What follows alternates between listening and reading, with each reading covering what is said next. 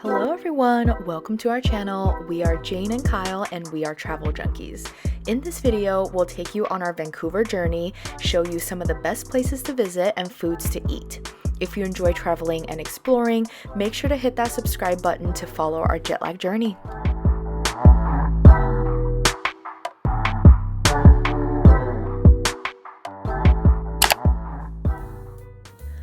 Our Vancouver trip actually started with us disembarking and saying goodbye to our Alaska cruise. If you missed the Alaska trip with Holland America, I'll link it down below for you to catch up. We made our way to the Hilton Vancouver downtown, and let me quickly show you a tour of the room.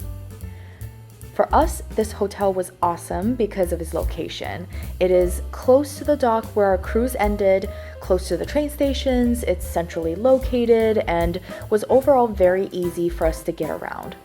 The room was pretty standard, but way bigger than we had anticipated, considering this is a downtown hotel.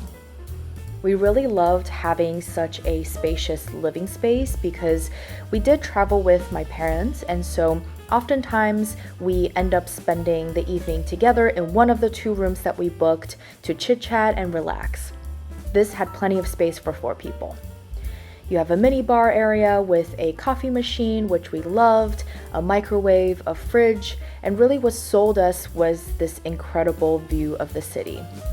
The bedroom was also huge with the same incredible view and another huge closet, which, to be honest, we didn't even end up using.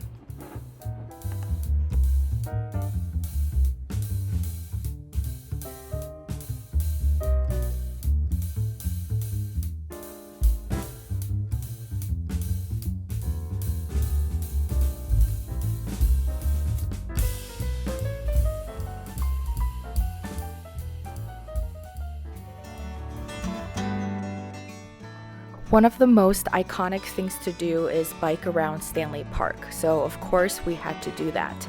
There were plenty of bike rental shops and prices were very reasonable.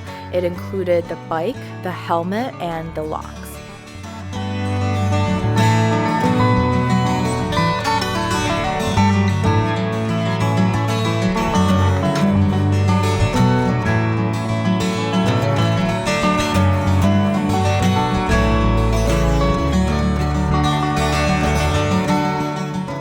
Stanley Park has a very long and rich history.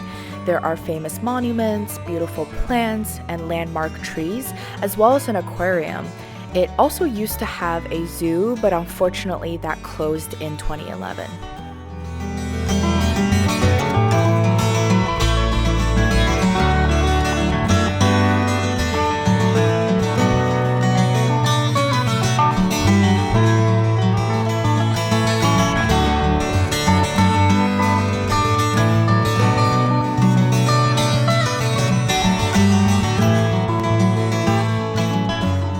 What you're seeing here is the Vancouver seawall. This is where we biked along.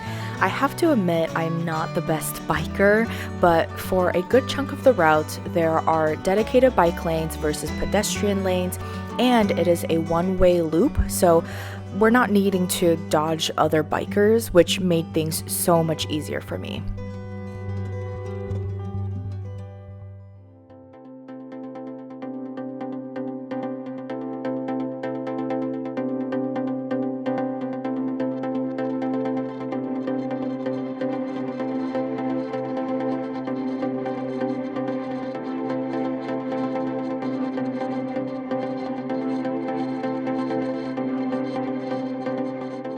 Stanley Park has over 1,000 acres of public park that makes up the northwestern half of Vancouver's downtown peninsula.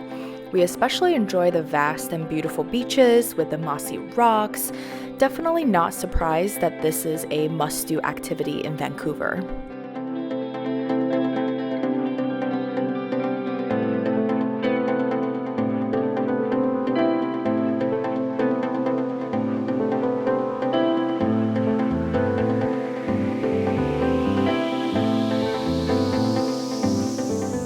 After a few hours of biking and exploring Stanley Park, we returned our bikes and headed for a late lunch.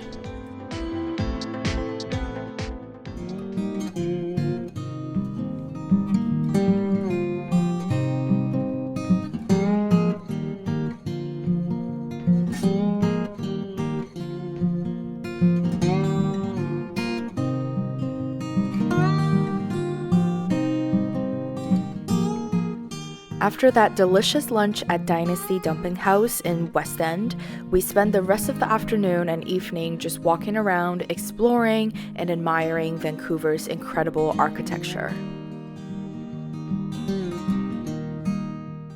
Vancouver has a reputation as the city of glass.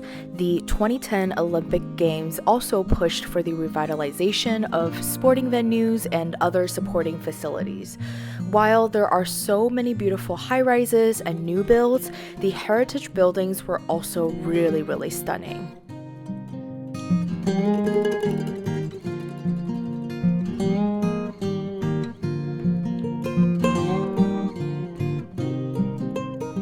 It was also so cool to see the electric trolley buses.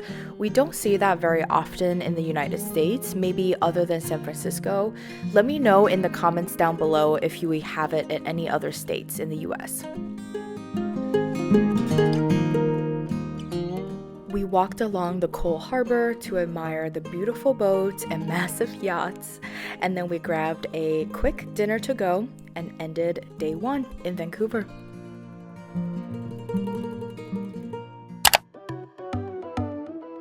Day 2, of course, started with some Tim Hortons.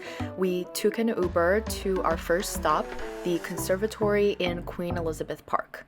This conservatory is on top of Vancouver's highest point, with more than 100 exotic birds and over 500 exotic plants and flowers.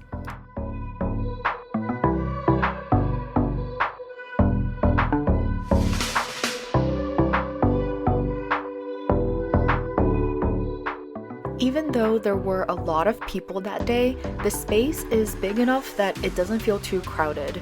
We had so much fun just looking at all the birds living their best life and taking naps.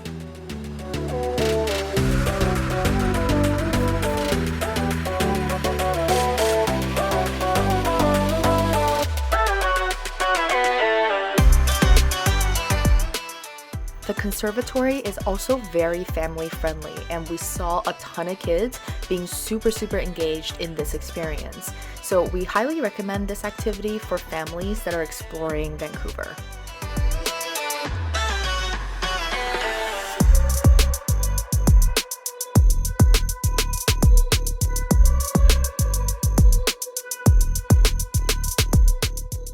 Of course, the park itself was stunning as well. You can pretty much spend all day just walking around if you like. It is 130 acres and we saw so many people picnicking, relaxing, and just hanging out. Within this park, beyond the conservatory, you can also find fountains, sculptures, gardens, and so much more. So if you have the time, definitely stay a while and walk around to explore.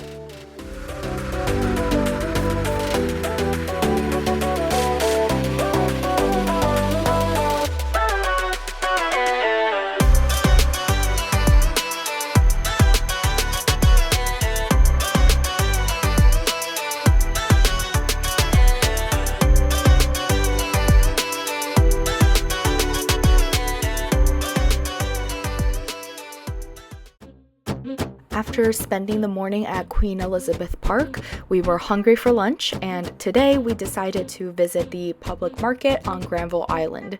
Since Granville Island is across the waters from downtown Vancouver, we took the Aqua Bus, which was such an affordable but fun and scenic ride.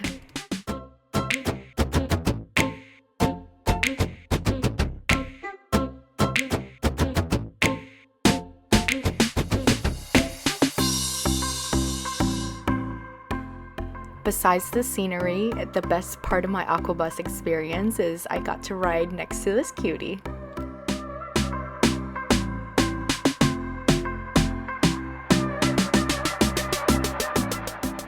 Built since 1979, the Granville Island Public Market is a well-known indoor market with restaurants, bars and cafes, individual food stalls, and local boutiques. It's open 7 days a week, and it seemed like an incredible place to hang out with family and friends.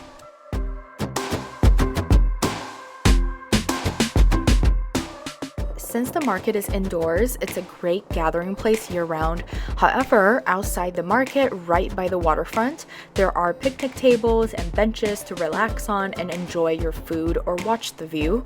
When we visited, they also had a full schedule of local artists that will be performing throughout the month. It was honestly so cool to not only try some of the delicious food options at this market, but also to see and meet the local artisans, bakers, beekeepers. It just really showed us the local culture and experience. Of course, we came here for food and we really couldn't choose from all the vendors, so we just had to get a mishmash of things. We got some pesto cheese balls, side salad, pizza, fish and chips, and I think the last item is a croquette. Correct me if I'm wrong. Maybe not the healthiest meal, but certainly delicious. After our bellies were full, we spent the afternoon in Gastown neighborhood. Gastown is the original settlement that became the core of the city of Vancouver. It was designated as a National Historic Site of Canada in 2009 and is probably one of the most popular and famous neighborhoods. It is filled with historical buildings, stunning architecture, and cobblestone streets. As we were exploring the neighborhood, we realized that there were so many restaurants, gift shops, galleries, bars, and boutiques, just so much more to give. We seriously wish we spent a little bit more time here because it's so charming and timeless and has so much history. But alas, you already know, we came here for its well-known whistling steam clock.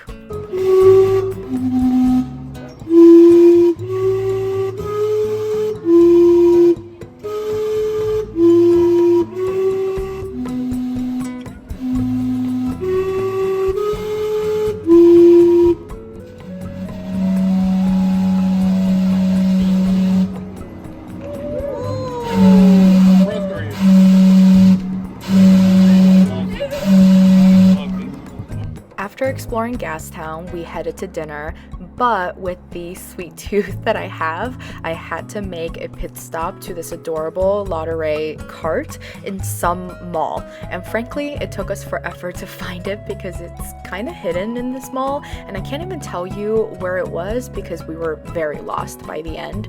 But these French macaroons are worth the trek. Gastown is very close to Chinatown, so without much planning, we decided to have dinner at Chinatown. And while the food was really good, we realized Vancouver's Chinatown is pretty empty and kind of sad. I wonder if it's like a post-pandemic thing. If you're from Vancouver, let us know what you think and also where you would recommend us to go next time for good Asian food.